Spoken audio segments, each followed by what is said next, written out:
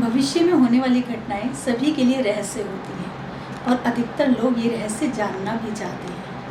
लेकिन भविष्य में जो कुछ भी होने वाला है उन रहस्यों को जाना कैसे जाए, इस काम में मदद करते हैं भविष्य जानने वाले या भविष्य वक्ता, जिनको दैवज्ञ कहा जाता है। नमस्कार, मैं किरण बाला रे एस्ट्रो विचार चैनल में आपका स्वागत करती हूँ। आज से हम एक नई सीरीज शुरू कर रहे हैं जिसमें हम उडुदाय प्रदीप नामक ग्रंथ के ऊपर चर्चा करेंगे। भविष्य में जो कुछ भी होने वाला है उसके बिल्कुल सटीक और पूर्व अनुमान के लिए ज्योतिष शास्त्र के गूढ़ सिद्धांतों से भली भांति परिचित होना बहुत आवश्यक है। ज्योतिष शास्त्र के विषय में हमारे ग्रंथ कहते हैं, ज्योतिषाम सूर्यादि ग्रहणानाम बोधकम शास्त्रम। जिस शास्त्र में सूर्य आदि ग्रहों, नक्षत्रों की गति, उनकी स्थिति, उनका परिमाण, उनकी दूरी आदि का सभी के ऊपर प्रभाव पड़ता है, उसके विषय में जाना जाता है, उसको ज्योतिष शास्त्र कहते हैं। उडुदाय नामक ग्रंथ में महर्षि पराशर के सिद्धांतों को कुल 42 श्लोकों में समेटकर नवग्रहों और 12 भावों के गुण धर्मों का बहुत अच्छे से विवेचन किया है और उसे लघु रूप में समझाया गया है। इसलिए ये ग्रंथ लघु पराशरी से ही सर्वाधिक जाना जाता है, यानी कि ये ग्रंथ लघु पराशरी नाम से प्रचलित है और इसका अध्ययन करने से फलादेश की प्रामाणिकता बढ़ती है। प्रेडिक्शन पे हमारी पकड़ बहुत मजबूत होती है।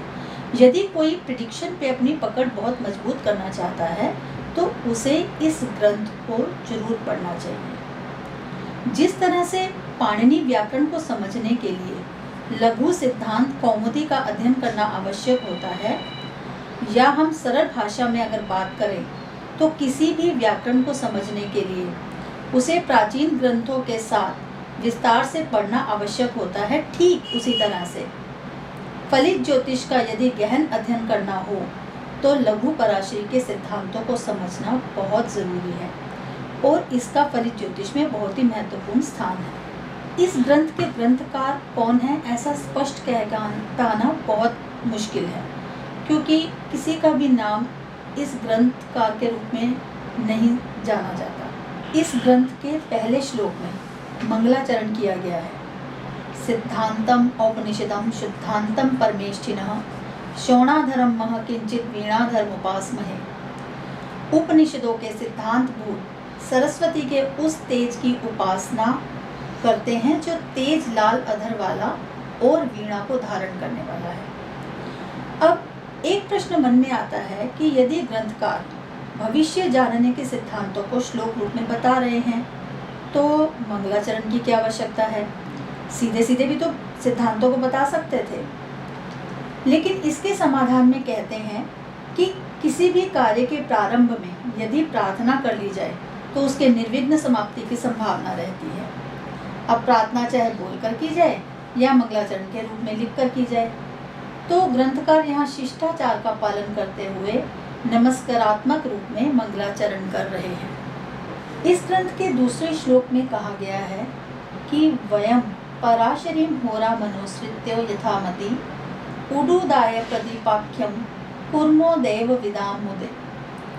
हम महर्षि पराशर द्वारा रचित पराशर होरा शास्त्र का अनुसरण करके यथामति प्रस्तुत उडुदाय प्रदीप नामक ग्रंथ की रचना दैवज्ञों की प्रसन्नता के लिए करते हैं। यहाँ पर स्पष्ट बताया गया है कि दैवज्ञों की प्रसन्नता के लिए। यहाँ ये स्पष्ट करना बहुत जरूरी है कि प्रत्येक ग्रंथ 4 कारणों से लिखा जाता है और इस दूसरे श्लोक में उन 4 कारणों को बहुत ही सूक्ष्म रूप से बताया गया है। अब वो 4 कारण कौन कौन से होते हैं, पहले उसके बारे में जानते हैं। पहला कारण होता है कि ग्रंथ लिखने का प्रयोजन क्या है।